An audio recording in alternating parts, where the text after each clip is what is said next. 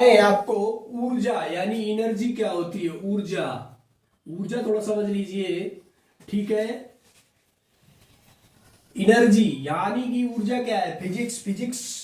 Physics में energy का मतलब होता है क्षमता, कार्य करने की क्षमता, यानी कि कैपेसिटी। हमारे अंदर कितनी कैपेसिटी है, ठीक है। मान लीजिए हम कोई कार्य तभी कर पाएंगे, W बराबर एफ एस कॉस थीटा। कब काम करेगा, जब हमारे अंदर एनर्जी होगी, ठीक है। अगर हमारे अंदर एनर्जी है नहीं, हम कुछ खाए पिए नहीं है, हमसे वो काम करो, नहीं कर पाएंगे, ठीक है, नहीं कर पाएंगे। तो इसलिए ये ब्रह्मांड दो चीजों से मिलकर बना है। ब्रह्मांड जो है हमारा दो चीजों से मिलकर बना है, जिसमें दो चीजें कौन सी है। पहली है, एक है ऊर्जा यानी एनर्जी, ठीक, और दूसरा होता है मैटर, ठीक। ये ब्रह्मांड दो चीजों से मिलकर है, एक वो एनर्जी, दूसरा है मैटर। और मैटर, एनर्जी किसमें आ गई, ऊर्जा को हम पढ़ते हैं फिजिक्स में, किसमें पढ़ते हैं, भौतिक विज्ञान में। ऊर्जा किसमें पढ़ते हैं, भौतिक विज्ञान में। और मैटर किससे बना है, दो चीजों से मिलकर बना है। वो दो चीजें कौन सी है, एक होते हैं जीवित यानी सजीव, और दूसरे होते हैं निर्जीव यानी नॉन लिविंग, जिन्हें हम बोलते हैं नॉन लिविंग। सजीव यानी जिसे बोलते हैं लिविंग, जीवित, और इन्हें बोलते हैं नॉन लिविंग, ठीक। तो अब बताओ, फिजिक्स ये अलग हो गया। जो सजीव प्राणी है उनका अध्ययन हम किसमें करते हैं, बायोलॉजी में। किसमें करते हैं, बायोलॉजी में, सजीवों का। अब जो निर्जीव प्राणी होती है, ये होते हैं दो प्रकार के, एक होते हैं कार्बनिक यानी ऑर्गेनिक, और दूसरे होते हैं अकार्बनिक यानी कि इनऑर्गेनिक। अकार्बनिक जिसको आप केमिस्ट्री में पढ़ा होगा, कार्बनिक अकार्बनिक, ये किसमें आते हैं, केमिस्ट्री में चले गए, ठीक। अब हम ऊर्जा का अध्ययन किसमें करते हैं, फिजिक्स में, ठीक है। सारी ऊर्जा निहित है, ऊर्जा का ही सब खेल है। मान लीजिए हम खड़े हैं, इसमें हमारे अंदर कितनी ऊर्जा है, काम करने की क्षमता। हम ये पेन है 105 ग्राम का, 10 ग्राम का उठा रहे हैं, तो ऊर्जा है हमारे अंदर। ऊर्जा, ये पेन ऊपर से नीचे गिरा, इसमें एनर्जी है इसलिए गिरा, ठीक है। हर चीज में एनर्जी है, ये चीज समझ गए। चलो अब बात करते हैं ऊर्जा। ऊर्जा कई प्रकार की होती है, कई प्रकार की होती है। ऊर्जा को ना तो हम नष्ट कर सकते हैं, ना उत्पन्न कर सकते हैं। ऊर्जा, संवेग संरक्षण का नियम क्या कहता है, ऊर्जा ना उत्पन्न की जा सकती है और ना ही नष्ट की जा सकती है, बल्कि एक रूप से दूसरे रूप में परिवर्तित की जा सकती है। जैसे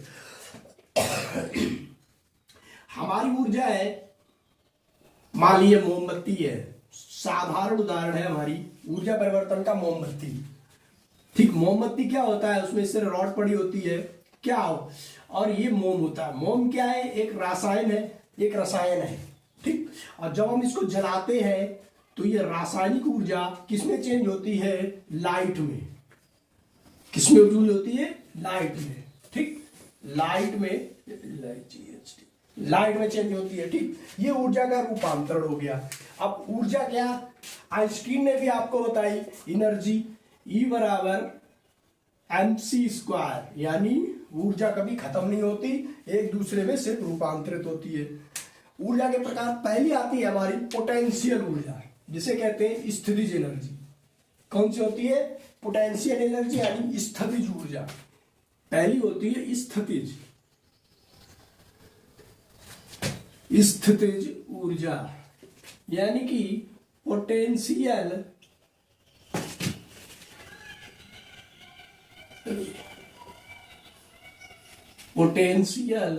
एनर्जी, ठीक। स्थितिज ऊर्जा होगी। स्थितिज ऊर्जा क्या होती है, खिंची हुई स्प्रिंग, ठीक, स्थितिज ऊर्जा है।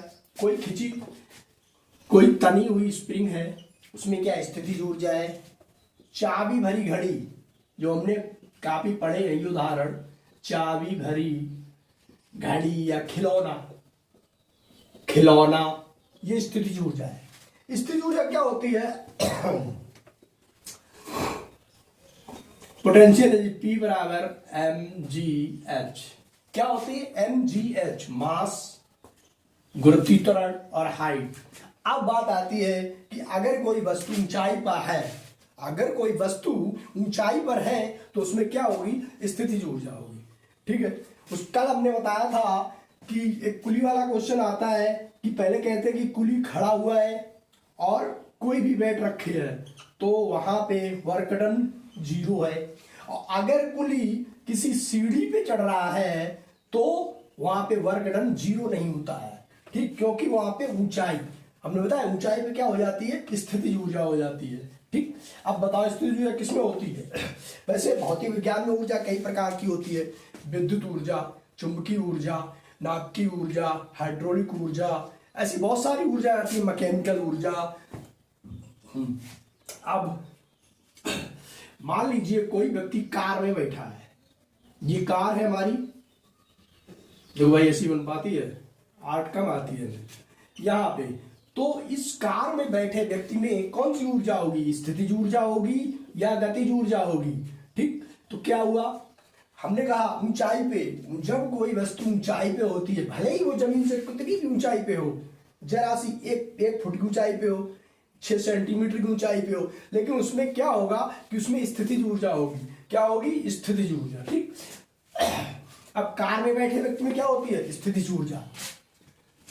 पंखे में क्या है, स्थितिज ऊर्जा, ऊपर टंगे हुए पंखे में स्थितिज ऊर्जा। अच्छा, पानी की टंकी, कोई घर है, मकान, और उसके ऊपर पानी की टंकी रखी है, तो अब बताओ पानी की टंकी में, पानी में कौन सी ऊर्जा होगी, स्थितिज ऊर्जा होगी। क्यों, ऊपर से नीचे आएगा। अगर पानी चल रहा है, अगर टोटी से आप पानी चला रहे हो तो उसमें दोनों ऊर्जा होगी, पोटेंशियल ऊर्जा भी होगी और काइनेटिक ऊर्जा भी होगी। ये हम अभी बाद में डिस्कस करेंगे, तो पहले उन पे डिस्कस कर रहे हैं जिसमें स्थितिज ऊर्जा होती है। भरे हुए बांध के पानी में कौन सी ऊर्जा होगी, स्थितिज ऊर्जा होगी। तालाब में स्थितिज ऊर्जा होगी, पानी स्थिर है, ठीक है, पानी स्थिर है इसलिए स्थितिज ऊर्जा होगी। ये तो हो गए स्थितिज ऊर्जा के उदाहरण। दूसरी बात करते हैं गतिज ऊर्जा की। तो गतिज ऊर्जा ये होती है काइनेटिक एनर्जी, गतिज ऊर्जा। दूसरी होती है हमारी गतिज ऊर्जा,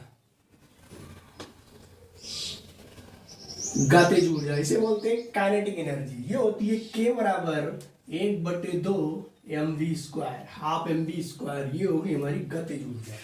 गतिज ऊर्जा तो आप समझ ही जाएंगे कि जिनमें गति के कारण ऊर्जा होती है वो गतिज ऊर्जा होती है। जैसे चलने में गतिज ऊर्जा, ठीक, ये गतिज ऊर्जा हो गई। गाड़ी की गतिज ऊर्जा इसमें, ठीक। अब गतिज ऊर्जा सिंपल हो गया गतिज ऊर्जा। अब ऊर्जा जो होती है हमारी, एक हो गई स्थितिज, ये दूसरी, ये नीचे लिख दे रहे पहले, ये हो गई स्थितिज, स्थितिज ऊर्जा, ठीक। दो ऊर्जाओं के बारे में हमने आपको बताया, ठीक है। देखो दोस्तों, हम छोटे छोटे वीडियो इसलिए बनाते हैं कि छोटे छोटे टॉपिक आपको छोटे छोटे जल्दी समझ में आएंगे, ठीक है। अगर हम एकदम से एक दिन का 1 घंटे का वीडियो बना के डाल देंगे तो आप तो बोर भी हो जाओगे और वो चीज आपको समझ में नहीं आएगी, ठीक है। आज हमने आपको स्थितिज और गतिज ऊर्जा बताई है, कल हम आपको बताएंगे यांत्रिक ऊर्जा, ठीक है, यांत्रिक ऊर्जा जिसे हम बोलते हैं मैकेनिकल एनर्जी, ठीक है। तो दोस्तों, हमारे चैनल को लाइक, शेयर और सब्सक्राइब करते रहिए।